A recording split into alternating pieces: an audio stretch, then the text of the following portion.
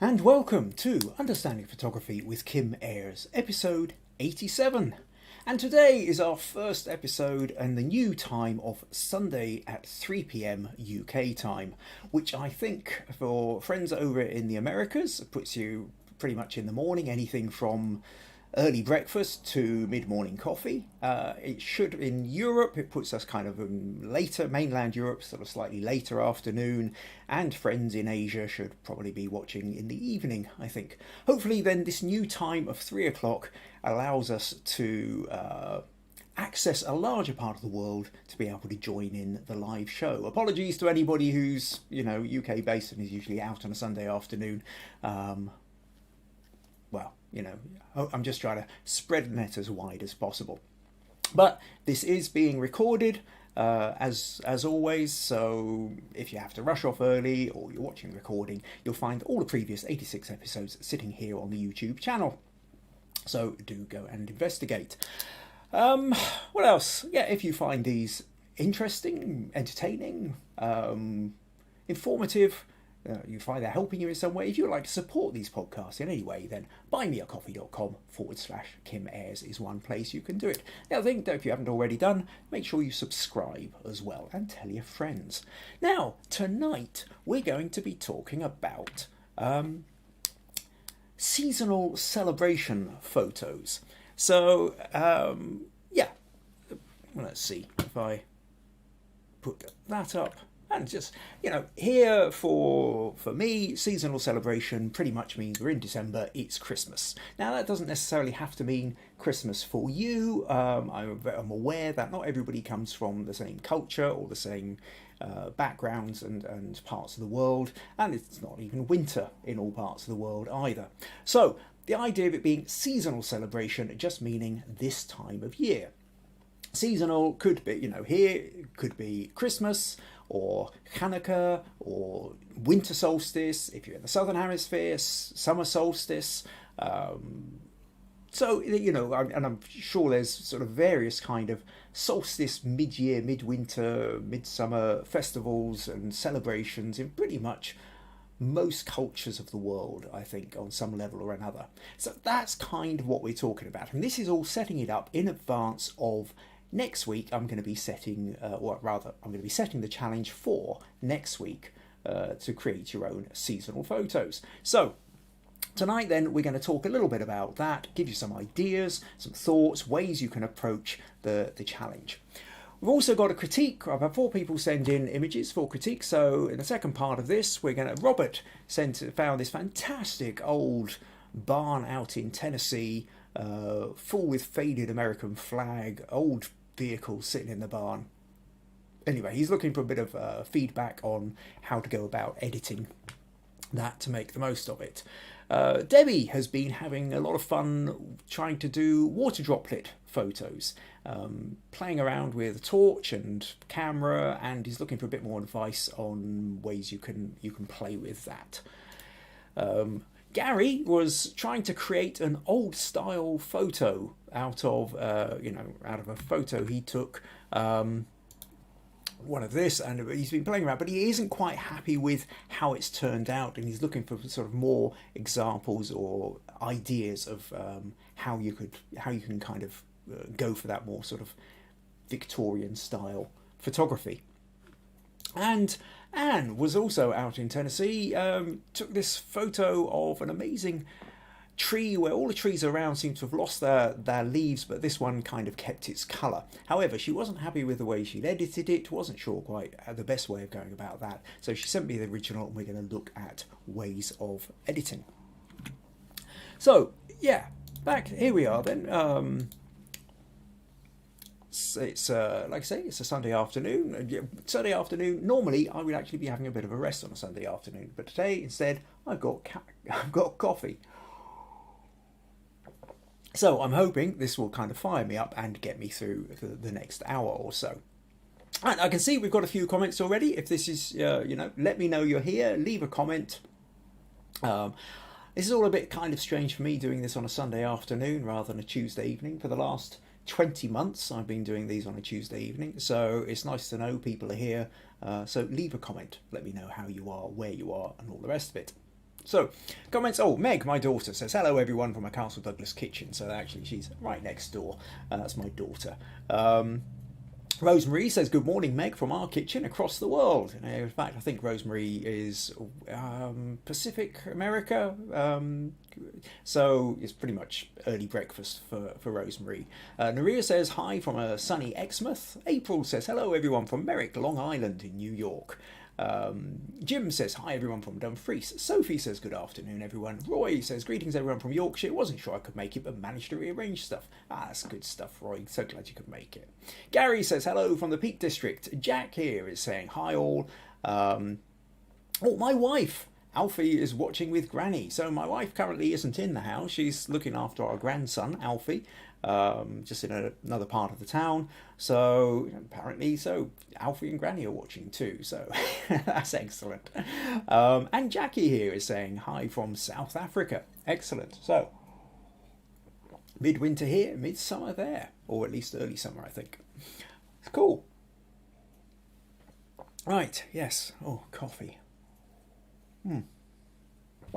So we have people in, we have concepts to talk about, we have photos to look at and give feedback on. It's another episode of Understanding Photography with Kim Ayres. Okay, so let's make a little start then. So the idea here is seasonal celebration photos. We are coming into, for a large part of the world, we're coming into Christmas, or like I say, Hanukkah or midwinter festivals.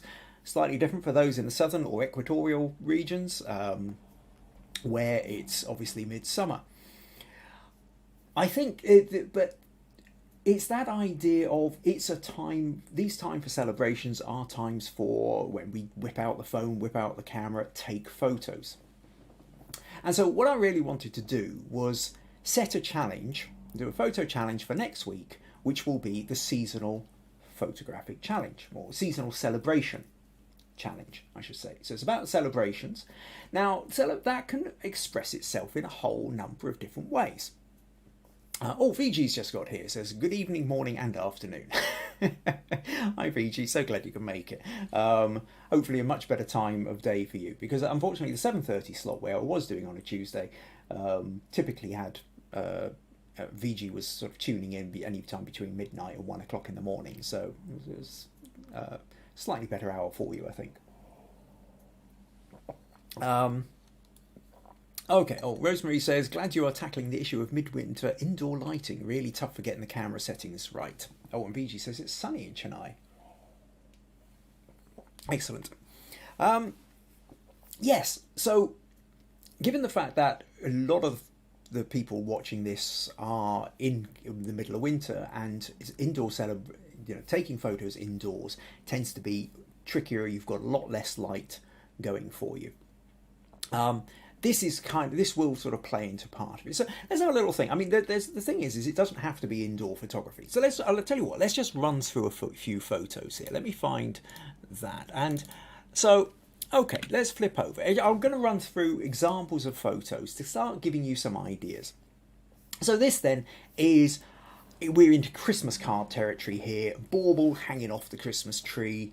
So with something like this, we're going for, a relatively wide aperture. I think this is 3.2, f3.2, so that the bit we want in focus is in focus, and all the rest of the tree just sort of starts to fade out. You've got little fairy lights getting a bit of bokeh in the background. So that idea of close up, essentially what we're talking about is almost still life in a way, really.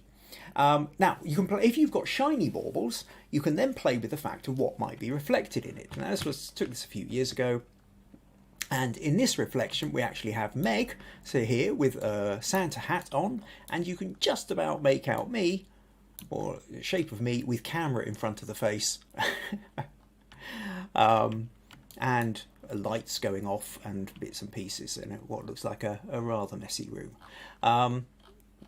So I think this was sitting in the window somewhere along the line, so it's quite possible that's even a bit of window light kind of cutting in there, or a reflection of something else.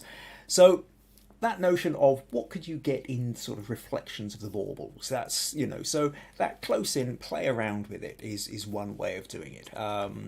Another option, other Christmas decorations, we've got things like Santa. There's a nice little, just a kind of little one. Again, it's that taken in the same way. This time we've got a sort of slight bluish tint to what's going on. So at this point, you're using either macro lens or getting close in, as close as you can, zooming in, having a wide aperture. You're trying to keep your camera as steady as possible. You may well find, because it's a low light, that the natural thing that's going to happen is the ISO is going to shoot up, and so you've got to be careful about the picture becoming ever so noisy.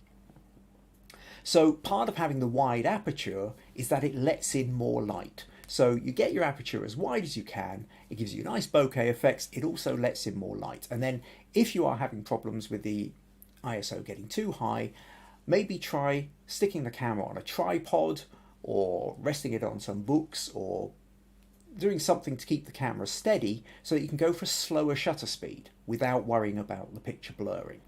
So primarily when you're doing this indoor photography, you're kind of looking for that wide aperture, slow shutter speed to try and avoid going as high with the ISO as you can. Other photos, the Christmas fairy or the Christmas angel on top of the tree. This one was made by our daughter Meg many years ago when she was back in primary school or elementary school. I think this one was taken last year or the year before. So the fairy on the Christmas tree, again, same kind of idea.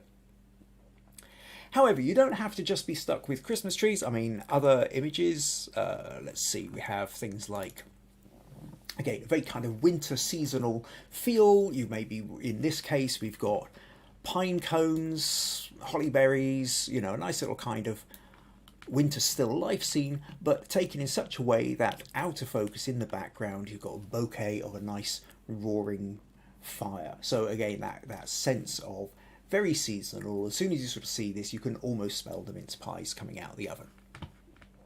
Alternatively, you might decide to go for something as simple as lighting a candle. For those who were watching a year ago, I think I talked about how I went through creating this photo using high shutter speed, rapid burst with the camera in order to get the and then picking the best photo of the set. But something like candles can also be very symbolic as well, and that lighting the candle in the darkness, again, another very midwinter, winter solstice kind of symbolism that you get going along with that. So that's another way of approaching things. Then there's, of course, the idea of moving into things like food. Actually, I'll tell you what, let's just pause for a moment. I just want to double check I'm not actually missing out on any comments here. And then I'll come back in and move on to the kind of food things. VG saying she's very happy about the time change. It's actually just after 8:30 now, 8:45 now for VG, which is much better timing than 1 o'clock in the morning. Jackie says it's late afternoon there, so I think Jackie's about 2 hours ahead, so about 5 o'clock-ish. Megan said, beautiful photograph. VG said, beautiful festive mood. Inga's saying, hi from Oslo. Again, I think Oslo is probably about 2 hours ahead, so probably around about 5 o'clock. Is that right, Inga? April says, this podcast starts at 10 a.m. for the Northeast, going all the way to Florida and Tennessee. And I've got a Hanana says, hi. Glad you could make it. Welcome. Megan says, love the out of focus photos with the bouquet for some amazing photographs. Yeah, I think it is a good way of creating some really atmospheric, moody photos. VG says the candle is perfect. Okay, cool. Well, okay, let's carry on then. So where I got to? So that idea then that you can if you have decorations, whether those decorations are hanging off the tree, whether they're sitting on a mantelpiece, you can always have that idea of getting close. Macro shots, or just if you don't have a macro camera, just a zoom in. If you have a zoom lens, go for as wide aperture as you can, and then you get that lovely kind of bokeh effect, soft focus in the background. Now, while you can do that, and you can, sorry, Inga says we're 1 hour ahead. So, okay, Oslo's, so that's just after 4 in the afternoon there. So, excellent, got a good spread. Another common thing that you get is food. So, with nearly all celebrations, food takes place. So, with food and drink, really, as well. There might be particular kinds of drinks, from mulled wine, or sherry, or the drinks that people only come out, the drinks that only come out at Christmas. Bailey's is one that Bailey's Irish cream tends to be one in our house, which only turns up at Christmas. But let's take you might, this glass of sherry sitting on a mantelpiece with holly leaves and everything else. So again, this idea of the kind of still life kind of thing. But now we're kind of introducing that notion of food and drink, whether you've got glasses which are engraved, whether you've got, what kind of background are you thinking of putting it on. So then there's that idea, or here, sitting around down to, the dinner table itself. Again, that sense of a kind of roaring fire in the background.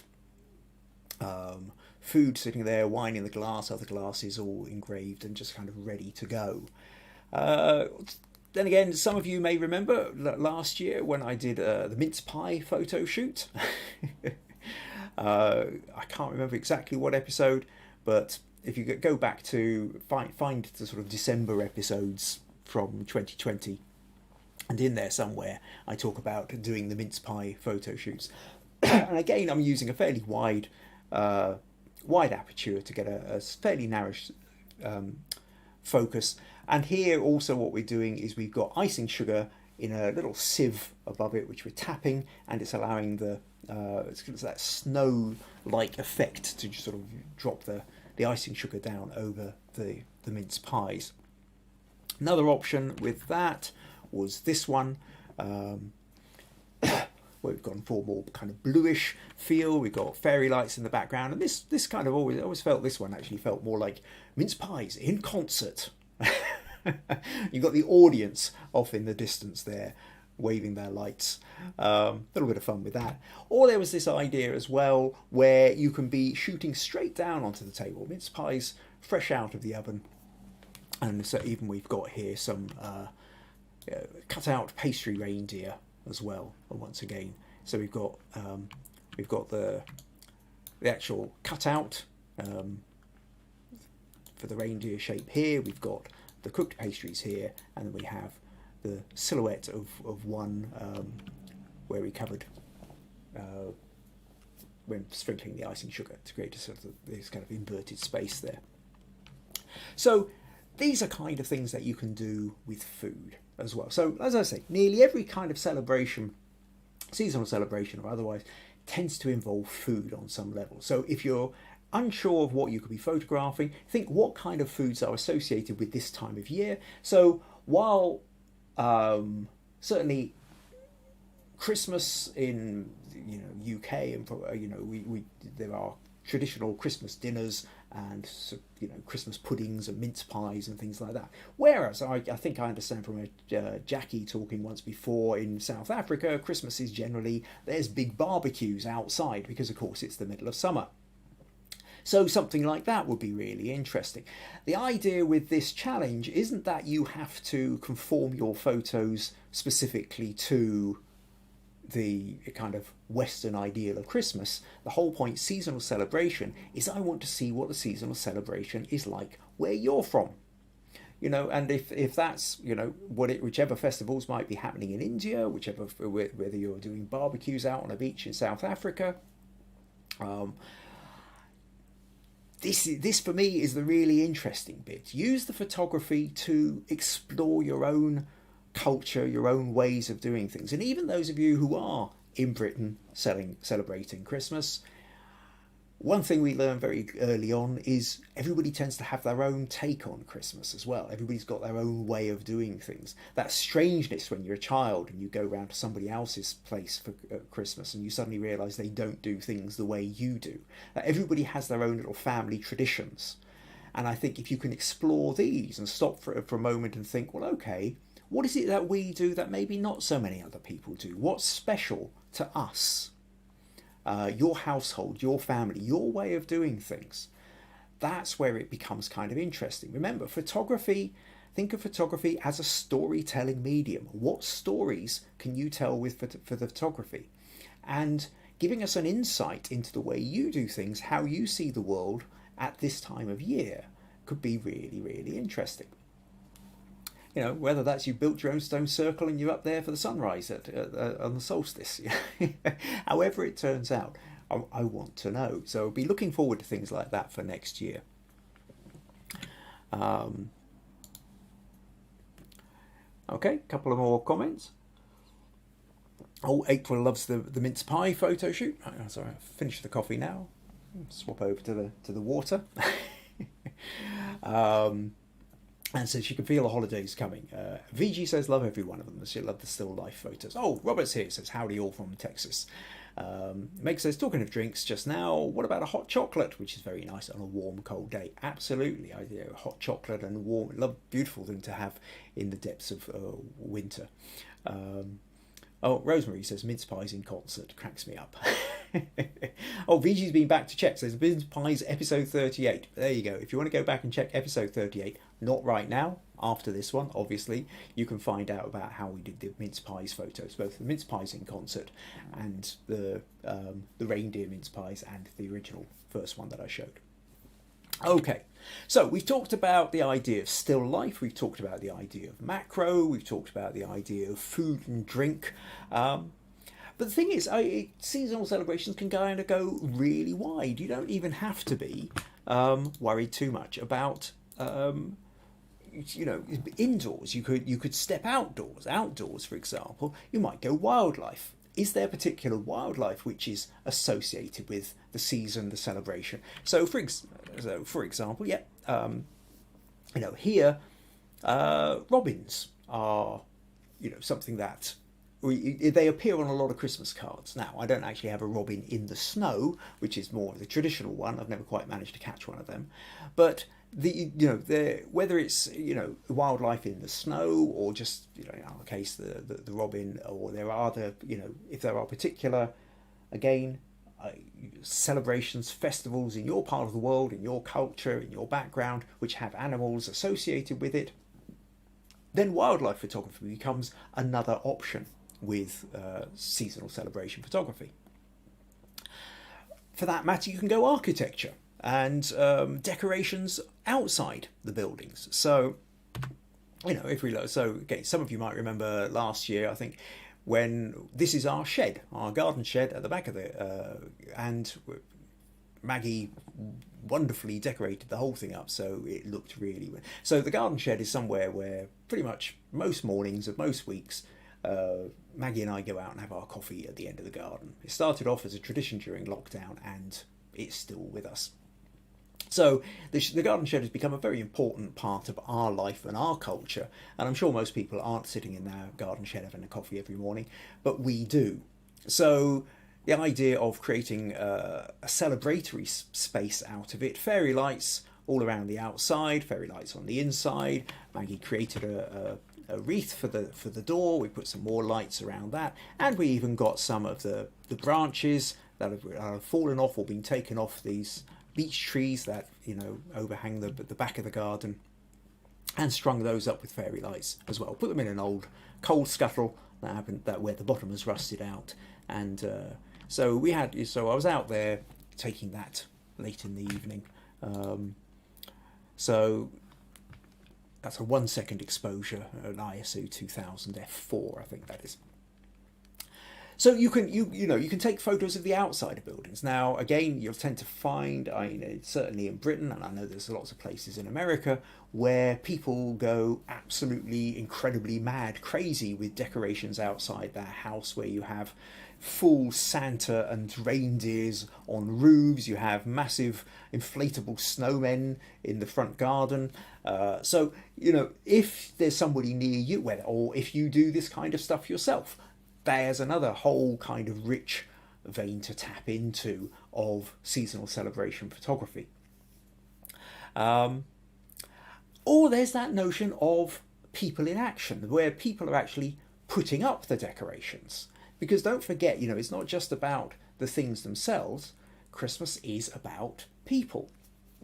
So you might want to do something where, now this is the Christmas tree in Castle Douglas, town in which I live, and which is placed in the grounds of the library, literally straight across the road. That way, if I took this camera and went and held it at the window, you would be able to see the tree out of my window.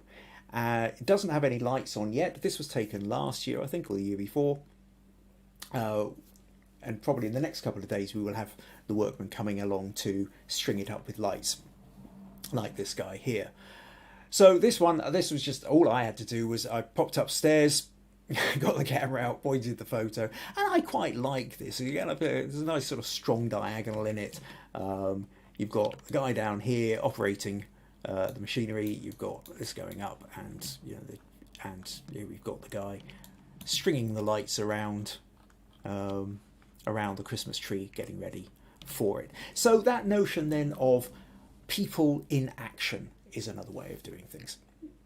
Now, or then there's that idea of the family. Now, although this isn't one I took, it is one sitting in our house. If Maggie's watching right now, she'd probably be wondering what on earth I'm doing. So this is in fact a picture of my wife when she was about 3 or 4 years old or something, probably not, about similar age to our grandson, who she's currently looking out after, with her mum and grandmother and a Santa as well. So there's that notion of childhood with that kind of whole season. The person dressed up as Santa, or even Santa himself, depending on whether you're lucky enough to get an original.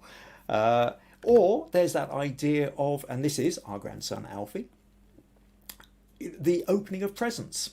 Always a wonderful thing. Now, to go back to that idea of low light, where possible then, maybe try and get near a window. This is just natural window light. If you can get have the window either side or slightly behind, then you can get some really nice kind of bits of edge lighting coming down. Yeah, the Curiosity. Now this one was taken 3 years ago or 4 years ago. I know this must be, and so I can actually just check. Yeah, this was 4 years ago, because the Alfie here is about 6 months old, whereas he's now coming up to about 4.5 now. So there's always that notion of the child, the opening presents, being fascinated. Of course, at that age, they're generally speaking is much more interested in the wrapping paper and the boxes as they are in the presents themselves. Or there's that idea of you can go into kind of creating a tableau or posing or whatever, what have you. So here, for example, I'll show you a couple of magazine shots I did. There's a place called Bittle Tower or Bittle Castle, about sort of 5 miles down the road that way from here. And I was asked to do, these two guys had taken it over and kind of done restorations within it. And so I was asked to sort of do a Christmas photo shoot for Dumfries and Galloway Life with them. And so here we're going for, we've got the Christmas tree, we've got the mantelpiece, we've got it probably looks like his smoking jacket with his pipe. Oh, what happened there? Got the dog at his master's feet, the glowing fireplace, the glass of sherry. So you're kind of trying to go for that sort of all-in tradition thing. In a completely opposite direction, my very first Dumfries and Galloway Life cover shoot I ever did was this one of Nicola, where they were doing a whole feature. Now, Nicola's a hairdresser, and we also had a makeup artist, and there was a whole feature about getting your hair and makeup done for Christmas and what have you.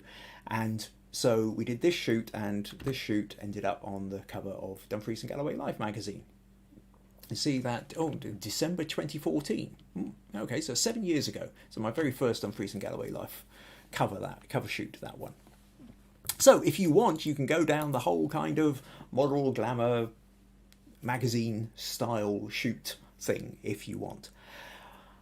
Finally, another thing you can do is you can crack open the selfies. You can start having a go at playing around with stuff yourself. And so what you might find here is you might want to tangle yourself up in the lights. This was one I did many years back. One of my first in 2011. Okay, so this is 10 years ago. This shoot, the beard not quite as grey there.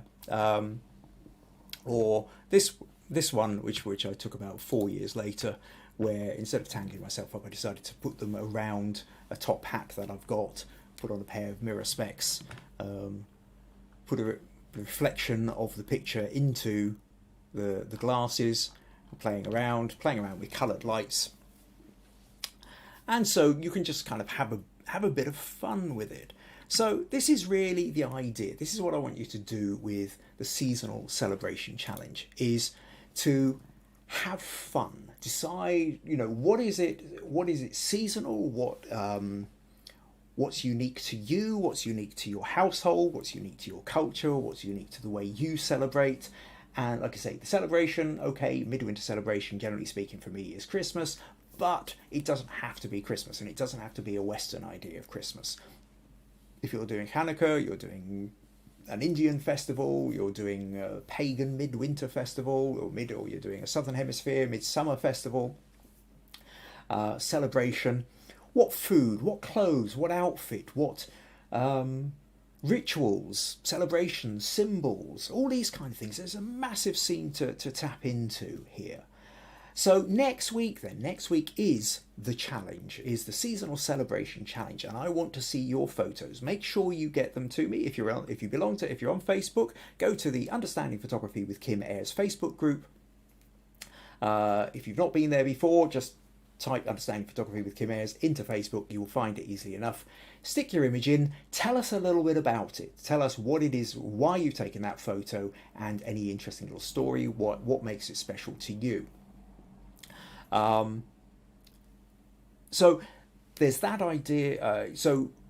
Or if you don't do Facebook, of course, you can email me. So and if you see just here, my web address, kimayres.co.uk, just kim@kimayres.co.uk, and it should reach me.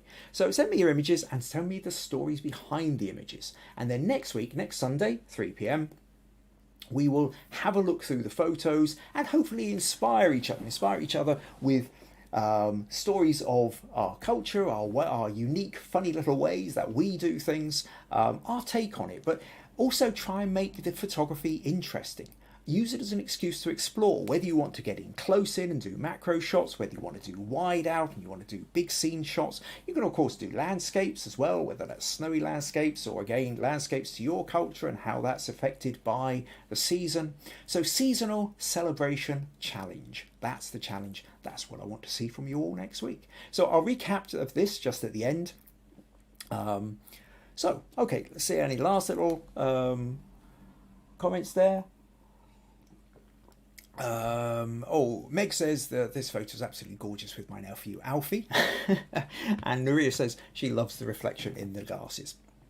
Excellent. Okay, so now what we're going to do is we're going to move on to the critique section of the podcast. So this is your chance to send in images, get feedback, and if you're stuck with, you've got a photo and you're not quite sure how to improve it, you feel that you're struggling with something, or you even have a concept, an idea, questions, anything like that, there's a place now. Send me your images, let me know where your sticking point is, and I will do my best to help. So with that in mind, what we're going to do now then is we're going to move on to so we're going to start, let's see, where are we going to start? So we're going to start with Anne. So Anne in Texas said, so I took this picture, she said, in the middle of Tennessee, north of Nashville. I wanted to bring out the yellow foliage, but had some struggles with colour editing. Any suggestions about colour appreciated? So the idea with this one is lovely. You've got this tree full of all these brilliant yellow leaves, and none of the trees around it have any leaves. Somehow this one seems to have survived. And to be able to get a tree with its foliage in contrast to what's around it can be a really fun, interesting thing to do. It's a delight when you do. I mean, I took this one, when did I take that one? About 4 weeks, about 5th of November, so a month ago today. It's wonderful red maple, Japanese maple, so where half the leaves have fallen, or half the leaves or whatever, fallen on the ground. Some of them are still there, but the thing was it stood out strongly against the turning yellows of some of the others and the sort of deeper greens and blues. Now, this became colour enhanced slightly to just try and emphasise that point. But what we're talking about here is how. So Anne spotted this, but then what's the best way? The way she's edited it, though, feels kind of flat. We seem to have lost a lot of the texture. All the leaves seem to have sort of become almost the same kind of yellow, and it feels a little bit kind of flat and cut out. So Anne sent me the original photo, which was this, and from here, of course, you can see how far she had to take it, and of course the difficulties, because whilst on the one hand, with your own eyes, you would look at it, you would see all the yellows standing out really clearly. Where the camera's concerned, what's happened is they've got last of the sun rays hitting the top, bringing out brilliant colour up here, set against a nice blue sky. But of course, where the sun isn't hitting it, it's all gone into shade, and it's all rather dark down here. We're missing that, and we're missing, there's lots of yellow leaves down on the ground here in a lovely kind of circle around it. So what might we do with this? So let's just open this in Photoshop. Actually, let's just change that workspace to podcast. There we go. Oh, don't need the timeline. So first thing I would do, I'll just make a copy of that and go into Camera Raw. And I think the basic problem is that if we try and up the exposure so we can see the bottom part, so now we can see the bottom of this quite nicely, we've lost the top half completely. So we have to be a bit more subtle than that. So whilst we might be able to nudge that up a little bit, we've kind of got to be a bit careful here that we don't start blowing out the sky. So what we're really wanting to try and do is bring out some of the detail in the shadows. So here I can go to the shadows and I can take that slider to the right, and we can immediately see that's giving us a little bit more here. Maybe if I just up the blacks a little bit as well, then that also takes a little bit of the shadows out. And now the darker part is starting to get closer. There's not such a massive difference, tonal difference between the top and the bottom. That immediately gives us a good starting point to this.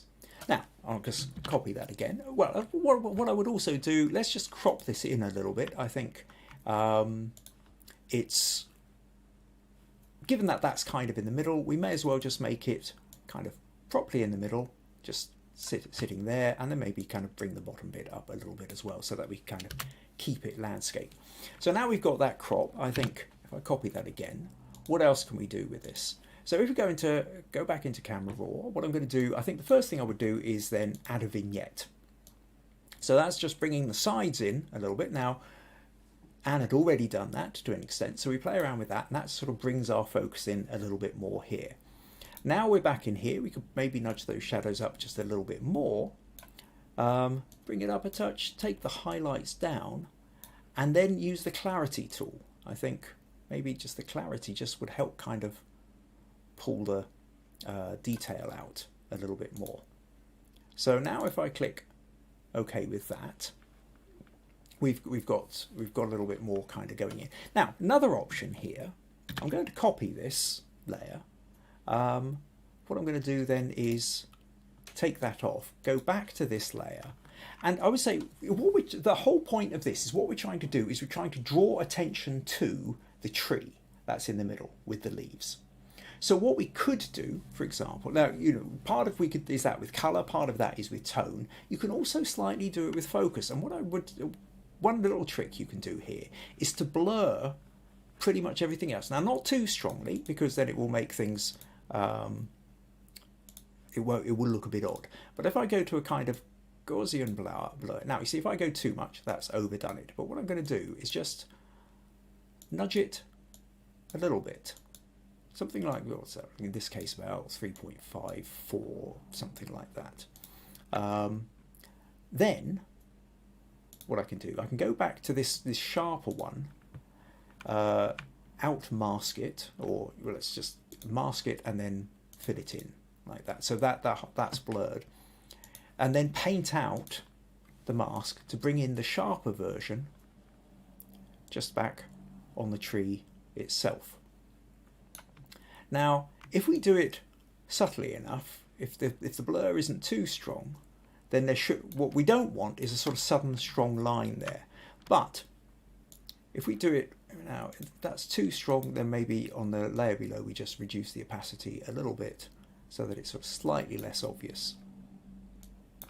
But the simple fact that we've now got a kind of sharper tree, and maybe some of those little leaves just underneath it, and everything else is just sort of slightly blurrier, that's another trick which helps to sort of bring our attention to it as well. Now, and then finally, if I select all, copy, paste, so we've now got this version sitting on the top. What you could also do is a little bit of dodge and burn. So we take the dodge tool. Now I've got this set of midtones, say like sort of 16 or something like that. And if I sort of rub over the top, you can see I just slightly lighten. This is going to sort of lighten the midtones. I'm going to just lighten up the little bits of. It's maybe a bit too strong, but okay, something like that. But also then use the burn tool. The burn tool will touch shadows in 4%. And that just makes the dark stand out a little bit, makes darks a little bit darker, the lights a little bit lighter. Maybe run it over those bits there, getting a little bit more shadow in the trees. So ultimately then, now we've got something like this. Now, this is a very quick version. Obviously, it would take a bit more time, a bit more subtlety about it. But that use of dodge and burn, that use of brightening the shadows, the use of the clarity tool, the use of sharpness and blurriness, all these kind of things then help to draw your attention back to. I mean, well, you could, for that matter, even if we grabbed a curves tool and then just pulled that down a fraction, you just kind of slightly darken the outside a bit. It makes the tree seem to stand out even more. In fact, actually, what I might do is just take that down 50% and just bring in the tree that was underneath it. So it's still got a little bit more light in the sky there, something like that. So, so in the end, if I remove those, keep the background one in, what we've done is we've gone from that to that. And it gives you a sense of what you can do. So I hope that gives you some ideas, Anne. Hopefully that should be a little bit useful. So thanks for sending that one in. That was fun. Okay. We have any comments here? Oh, Robert says, Anne is here too. She's having difficulty signing into the chat. Okay, well, I'm glad you're here, Anne. Rosemary says, it's always fascinating how much post-processing can do to a scene. Back to what caught our attention in the first place. I think that's a really important point, Rosemary, is that always for me, photography is, you're taking the photo because something grabbed your interest, something grabbed you, and you go, right, okay. And then the editing is, how do I enhance that story? How do I enhance that narrative? There was a point there was a reason that caught my eye. There was a reason I brought my camera up to my eye and started trying to take a photo. The easier it is for you to identify what that reason is, the more likely it is your photo's going to work. And then you use your editing process to make sure you enhance that story. Garry says, what would that tree landscape look like with contrasts very black and white? I think the problem with the black and white is because it's such a busy background, the whole thing would get lost. What really makes that photo is the bright yellow leaves against the lack of other leaves. But it's a good thought. Or it's always worth trying to drop something into black and white. If you're not sure, see what it looks like. VG says, the autumn sigh. We do not have that season at all. Photo looks beautiful and looks even more beautiful after the edit. And Robert says, Anne says, great tools to highlight the tree. I was relying on brightness, the leaves, and that wasn't giving me what I wanted. Yeah, so dodge and burn, I think, can sometimes get you that. Oh, April says the fall smells good also. It has a very distinct smell. That's true. Okay, let's move on then. And next we're going to look at Debbie. Now, this is a slightly trickier one for me because what Debbie has done is she sent in some pictures of... she's been doing some water droplet photography. This was one, this was another. And she says, "Hi guys, homemade setup. Wow, you need patience." Now, she was using milk and a colour torch on strobe. I placed a bowl of water over a bowl with a plastic bag and a toothpick. I made a hole, and with a toothpick I made a hole, elevated the bag with water over the bowl so that it was dripping out. Then focused the camera on manual, so where the water was dropping, and once you've got your focus in exactly the right place, then she's starting to take the photos. It's all about timing the drops. The colours are the reflections from the colour strobe torch. Sticking with it is the patience. Requires patience. Now she's looking for any improvements she might have been able to make on doing this kind of photography. Now, I have to say, part of the difficulty here is I can't show you any examples that I've done because I haven't actually done this kind of photography. However, I have, sorry, where we go. I do know how it's done, and there are a few little tips and tricks to know. Now, one of the first things that I have to say, Debbie, is I worried slightly about the fact that you talk about a strobe torch. And I wonder if you're actually slightly mixing up terminology of what is a strobe. Because to non-photographers, a strobe is a flashing torch. And you talked about the idea of having a flashing torch, I think. And so that strobe is a boom, boom, boom, boom, boom, boom, boom. In photography terms, a strobe is a flash. It's like one of these. Now, it can sometimes be for an off-camera flash, or it can be the thing that you plug in and is sort of the big, great big. Those are mostly called strobes. So what it means is it's where you have a trigger on top of your camera, so that when you go click, it hits the other trigger, which fires this in turn. So you don't actually have something that's constantly flashing. You have something that only flashes at the point you go click. And that's giving you a big boost of light.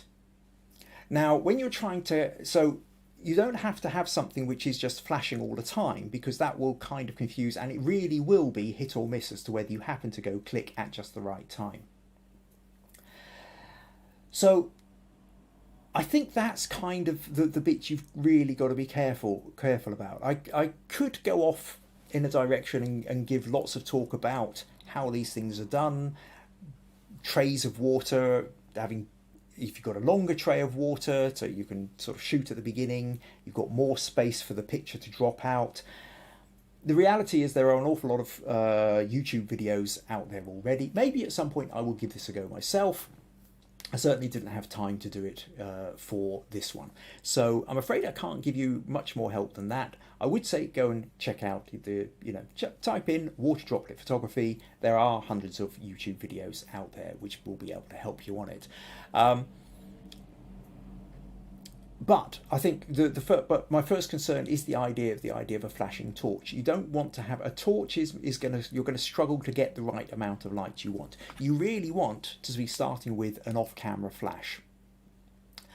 They don't necessarily have to be expensive. I mean, this is a Canon one. I think you shoot Nikon, but you can buy Yongnuo ones. You can get hold of quite a reasonable flash for less than £100, about $100 or even less than $100, and a set of triggers for probably about $30 or something like that as well. And then you can start experimenting with, and it's about getting a strong burst of light so that you can freeze the motion of the droplets. So double check your use of strobe there, because it's not about having a torch that's constantly flashing. So like I said, I hope that kind of at least gives you a starting point there. Okay. Right, where are I? Oh, VG says, capturing water drip is tricky, nevertheless fascinating. I like the blue one. I've tried one before. Oh, Pat's joined us. Says, I'm an idiot, was gardening and completely forgot. Getting old. Set an alarm clock, Pat. But of course, if you're out in the garden, you won't have heard it either. So fair enough. Right, okay, let's move on. And I'm going to move on now to Robert. So Robert, along with Anne, was in Tennessee last week, and Robert took this photo, found this fantastic barn. And he says, I shot this photo in Tennessee last month and haven't had time to edit it. It was during the golden hour, and I think that is pretty good on its own. However, the shadows could be brightened a bit. I tend to overcook these kind of photos and would be interested in how you would deal with it. I only have about 150 photos of this subject, so I can play around.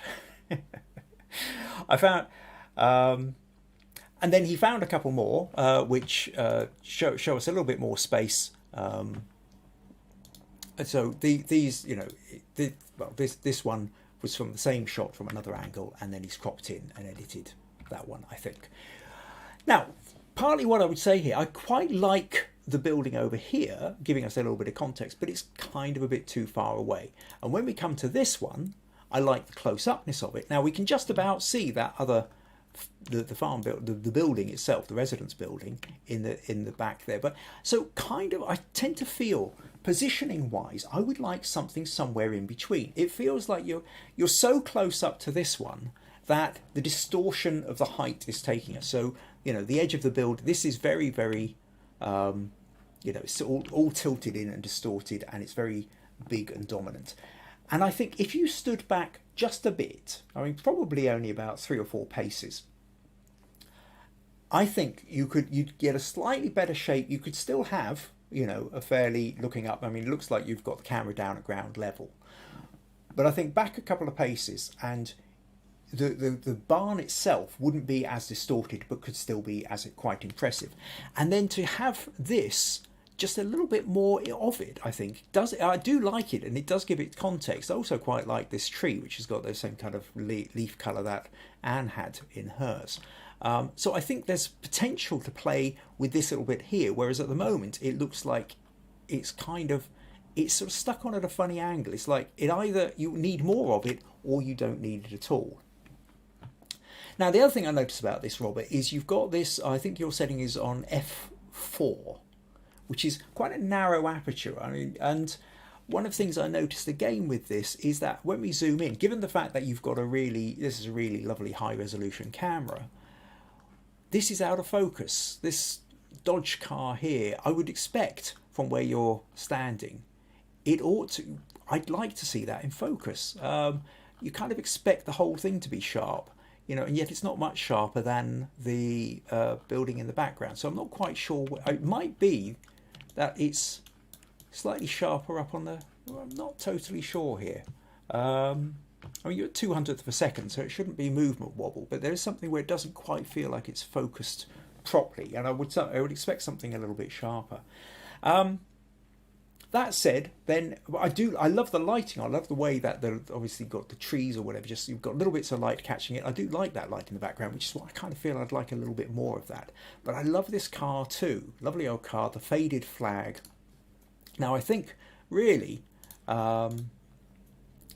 if we're in here, by and large, you're right about the idea of bringing out shadows. If we come into camera raw here and we pull the shadows up, you see there's a lot more detail in it. Now we've got to kind of don't want to overdo it, but maybe you can, well, I don't know, pull that up, highlights down a little bit. Again, maybe just a little bit of vignette. Don't need much though, because if you do it like that and it just looks wrong. You've got to be careful. You've got to get just a little bit of subtlety bringing in the corners. But then I think you can maybe play around with that clarity slide. And that just kind of helps kind of bring that in a little bit more. I think it sort of brings in a bit more detail like that. And you can see that we've now got some of that. And if we kind of look up into the rafters here, we've now got more of the detail coming out with that. If I just boost that, and again, a bit like with Anne's one, if we go to use the dodge tool, I've got this dodge midtones, and just highlight these a little bit, you just get that little bit more texture coming out of the roof. So you can see the difference there. And again, similarly, down here, we might actually bring out a little bit more of what's going on, maybe a touch more of the car and some of the the detailing and wood that's happening inside the barn as well. So, of course, there's a motorbike there as well. Maybe even highlight that motorbike a little bit, bits of that motorbike a little bit as well. If you wanted, you could even lighten up one or two bits of the barn that are slightly more shadow. So really then we've gone from that to that, and I think that gives you a sort of sense of the barn. We've got the detail a bit more, but ultimately, Robert, I do tend to feel that like I said, maybe if you took a couple more steps back, you know, your other photo where you had that, this is too far away. There's too much of a gap between the one and the other. But this is a kind of nicer shape on the barn. So I think ultimately you're looking at a sort of somewhere between those two photos would have been your kind of optimum space. So your photo is about the barn, but the residential house over on the left is also, or can also be, an additional part of the story. In which case you need it closer so that we don't have that thing of the eye having to leap too far over to make the connection. So, hope that helps, Robert. Hope that makes a bit of sense. Gives you some ideas of where you might go with the editing. Right, okay.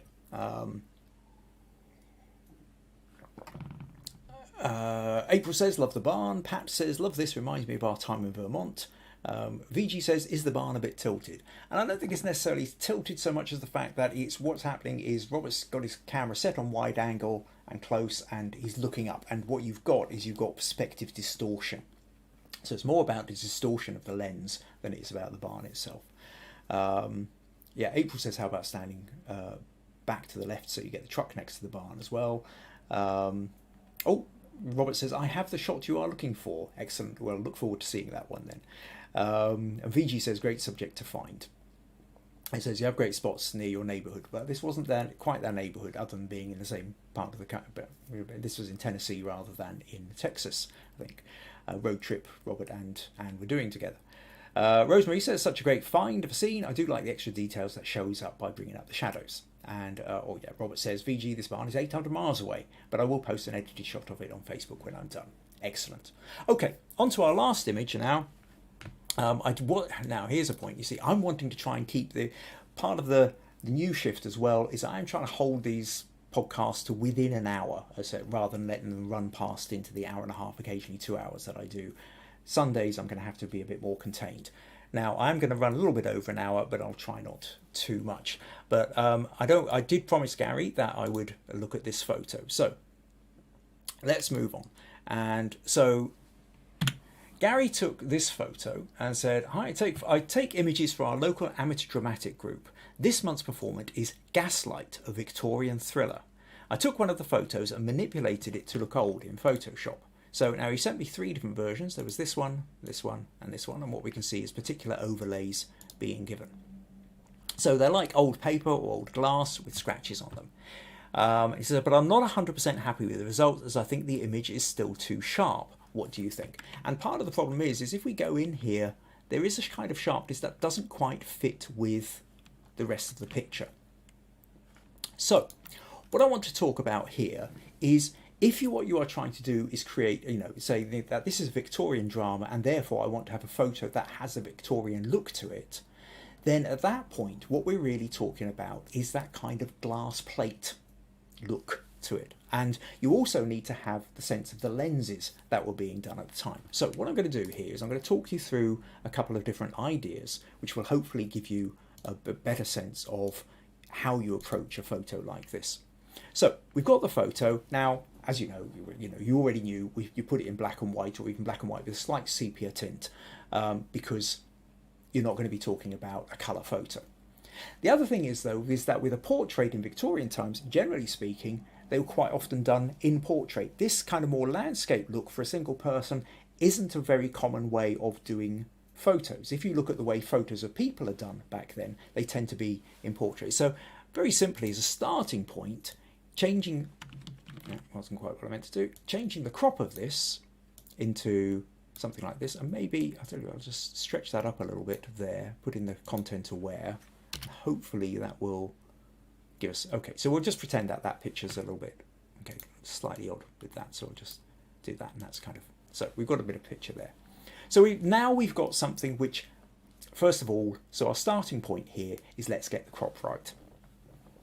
Now, but another thing we can do then is we can go to the hue saturation, we can desaturate, or we can go to colorize and take this slider down to something like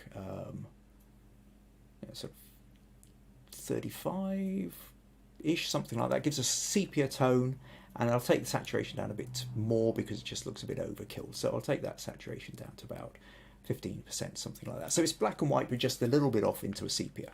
So now already we're into better territory. However, one of the things about this photo is, now, what do you say with the settings here? You've got this on ISO 6400, very, very high ISO. And that, of course, has made it very noisy. Now, if you think about the idea of glass plate photography, is, if I zoom in here, there's, come back here. You can see a lot of noise here. Now, you didn't really get noise in the same way with glass plates. The solution was on it, and it's a different kind of feel. So the first thing we need to do, I'm going to duplicate that layer, and I'm going to soften. Just so if I go into camera raw filter and we zoom in, if I go to the detail, I'm going to move that noise reduction up, and you see the sharpness is overdoing, so I'm keeping the sharpening down, and I'm taking the noise reduction up. So even something like that, you might be able to, so we've gone from that to that, don't know how well that's coming across on the screen, is making a start. Now, the other thing about this kind of Victorian photography is the lenses that they used, and very often, certainly the earlier lenses, what you would get is the lenses would tend to be much sharper in the middle and would tend to blur out at the edges. They weren't as sharp at the edges. So another option we can do here, I'm going to duplicate that layer, and then what I'm going to do is I'm going to go to filter, blur, we'll go to Gaussian or Gaussian blur again, but I'm going to really up the blur. We'll go to that as a starting point. Then I'm going to mask it, and then using the black paintbrush on the mask, I'll tell you what, I will set that to something like, say, about 40%. And then over the head, or actually over the middle of the photo where the lens will be pointing, I'm going to press that. I'm going to come back in a little bit, do that a few times, so that we've now got the middle of it's sharp, and then it just can come down to maybe 20%. But basically, by gradations, so it blurs out as it goes out towards the edges. It blurs out more, and that again now starts to give us that slightly better sense of what the lens would look like. So not really noticing quite so much around the edges, but when you're closer up, you see it a bit more. Now, the next thing then is the overlay. And what you're really wanting, if you're wanting that Victorian rather than, say, Edwardian or earlier part of the 20th century, is not the paper effect, you want the glass effect. Now, the best glass effect I ever came across was, I took a photo. When we got some double glazing done at the back of the house, the original windows were put in the garden. We were going to do things with them, which we never quite got round to. So I took a photo of a bit of glass here, and now you can't take the photo of the glass directly because you'll just sort of see what's through it. So I put a piece of white paper behind it, and what that did was, after this had been sitting out for about a year or something, it started to show up all the little kind of mold specks and scratches and everything else. So what we then do with that's giving us a certain amount of texture. I take that, and what I'm going to do is I'm going to crop just the inside and a little bit of edging. So I've got this. Then I'm going to copy that, and I'm going to paste it on here. Now my picture is much bigger than yours, so I'm going to have to just drag this down in size first of all and put that there. Okay, so now we've got that sitting over the top. Now, a few different things you can do with this. The first thing I'm going to actually do is I'm going to invert that, because I don't want it with the dark background, I want it with the lighter. So adjustment, invert. Now, if I just bring this down a little bit, you can already see there's a sort of sense of almost like it's kind of coming into a sort of faded glass. What was bits of paint is now looking like the solution didn't quite get to the edge of the glass, and it's got a really kind of, and we've got sort of bits of scratch and marks on it. Now you could, at this point, you could just mask that and then sort of selectively, once again, maybe take out bits that you wanted to have. Something like that. Doesn't quite look right though, so not overly happy with that. Another option, I'm going to take this back up a bit stronger, is to use the different way that you can overlay. So if I run through these, darken, multiply, we can see that each of these different overlay options gives it a sort of slightly different kind of feel to it. And really, within amongst all these, pin light, that's pretty good. Linear light, vivid light, hard light, soft light, overlay. Something about pin light, which is quite nice, I think.